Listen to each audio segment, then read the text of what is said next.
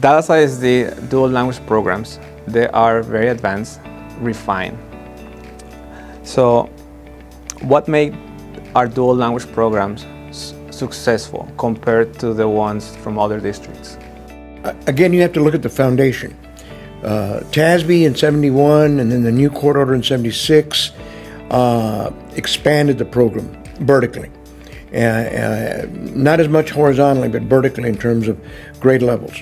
And then, of course, more schools were added, number one. Number two, those two court orders nurtured and brought in under the superintendents, specifically Nolan Estes and Linus Wright, who this building is named after, recruited Mexican-American, and in those days, it was Mexican-American. It wasn't Latino or Hispanic, Mexican-American administrators, mostly from the Valley, Mission, McAllen, Brownsville, and those men and women brought friends and relatives to become teachers.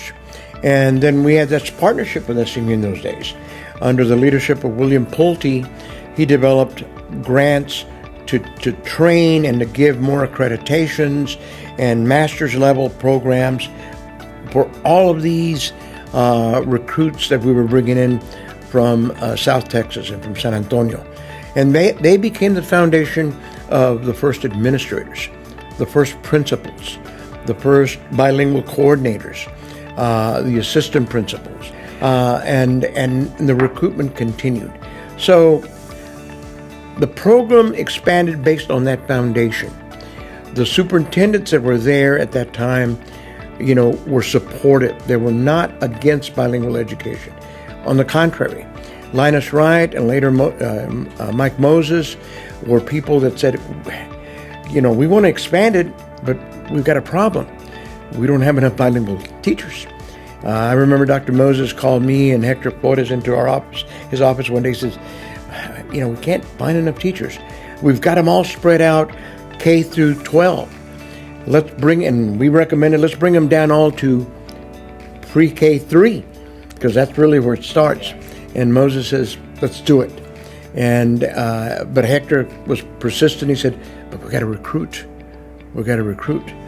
And later, the recruitment really started, where we weren't just recruiting a dozen, but we were recruiting hundreds of bilingual teachers.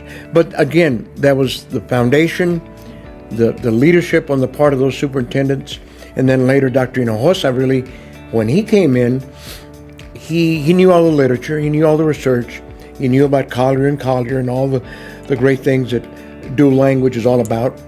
He knew the history of bilingual ed here in Dallas, that had been, transitional and leading ESL to bilingual. And so he brought in that concept. And again, we had more teachers being recruited and key administrators, and it hit like wildfire. And it expanded. Every year, more schools, more grade levels, more staff came in. I don't think it's a matter of changes. I think it's a matter of going to the next level.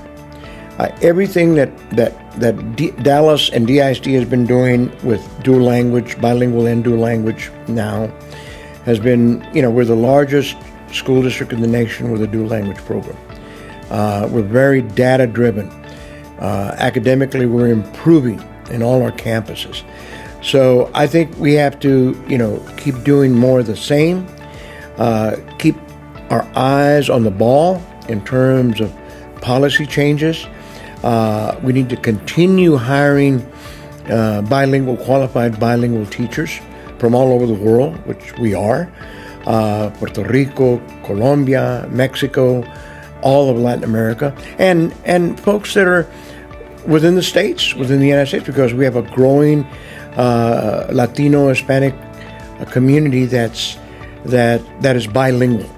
And a lot of these kids that were products of the dual language program are out there. So we've got to continue doing that. And so we've got to stay focused, very focused on the issues that are going to impact on us not taking our eye off that ball.